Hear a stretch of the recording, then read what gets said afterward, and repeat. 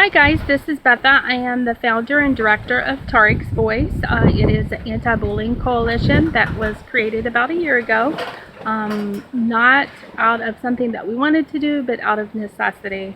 I have a 13-year-old son whose name is Tariq, which is where we get Tariques-voice from. He is autistic and he is in 7th grade this year in the junior high. All throughout grade school, he was bullied beyond belief. And every single time we would go into the schools and we would talk to the counselors, talk to the principals. The counselor was wonderful, but it just seemed like we never really got anywhere. His last year of grade school was pretty bad. He was shoved into lockers. He was taunted in the hallways on the way from class out into the playground. There was one incident that really affected him, and that was when some kids thought it would be really funny to get some food out of the garbage. And then what they did is they spit in that food and they gave it to Tariq and got him to eat it.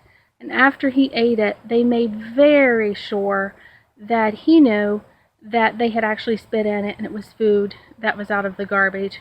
Now imagine if you're an autistic kid and you can't really understand much, but you don't like being touched either. Imagine the thought of knowing that you ingested someone's bodily fluids.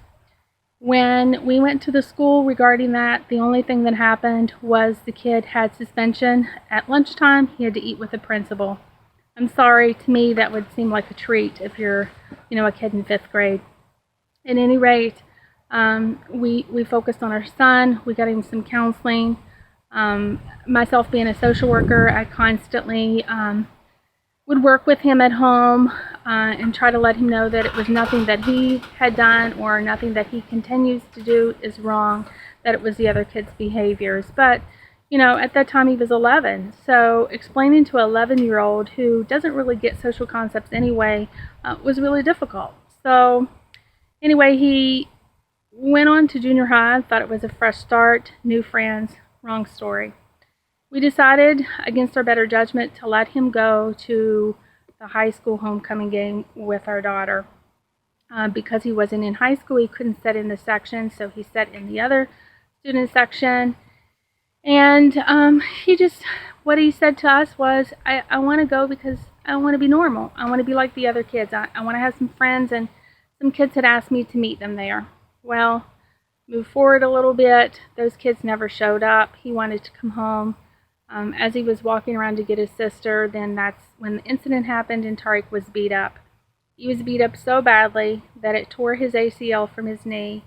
The meniscus was torn, the meniscal root was torn, and he had to have surgery. For 6 months, he was in a brace as well as physical therapy, and it cost us about $50,000 in damages. The police had come. We filed a report. The funny thing is in the report, the only thing it says is Tariq is autistic and does not know what happened, but mother reports that bullying has been an issue at school. Several kids gave their statements. Those statements were not in the police report, which I find hilarious. Anyway, we're not going to dwell on that anymore. Because of what happened there, we had the choice of suing the individuals and suing the school. And when we asked Tariq what did he want to do, he said kids make mistakes. People make poor choices. We would be wrong to go after them. They're kids just like me. All I want is to teach people what it's like to be a friend, what it means to be a true friend, and what it means to be a bully, and that it's not cool. And he forgave the boy without question. I believe to this day that boy, kind of is friends with him, but when he's around other kids, it's not cool to be friends with Tariq.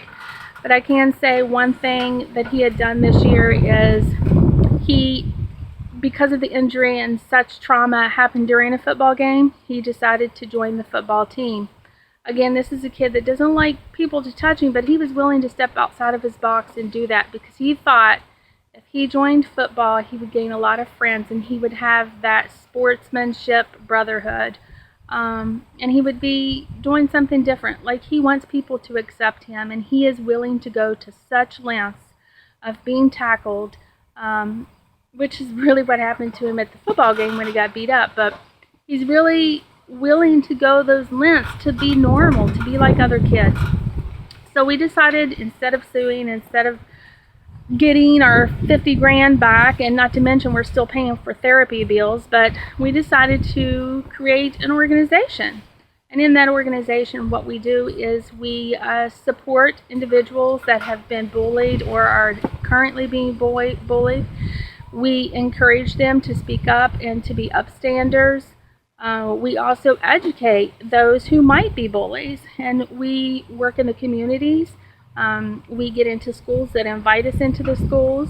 We run a web page as well as a blog, and we're also on Facebook. So we're getting out there, and instead of turning a bad situation worse, we're trying to turn it into a positive and let everybody know that it's not okay to belittle someone, to physically hurt someone, to constantly leave them out. Some people say, hey, kids will be kids, but no. This impacts them both mentally and physically for a lifetime.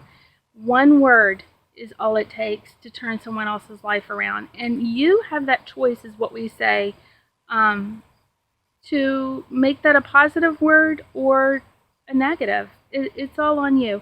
And so at the end of the day, all I can say is this is going to be a good thing. Everything in life happens for a reason, as my own son said. And if it took him being beat to a pulp and constantly belittled, even to this day, to save someone else's life, we're going to do what we need to do. I'm a mother of 5 children. I'm a social worker. I advocate in the mental health field for children every day.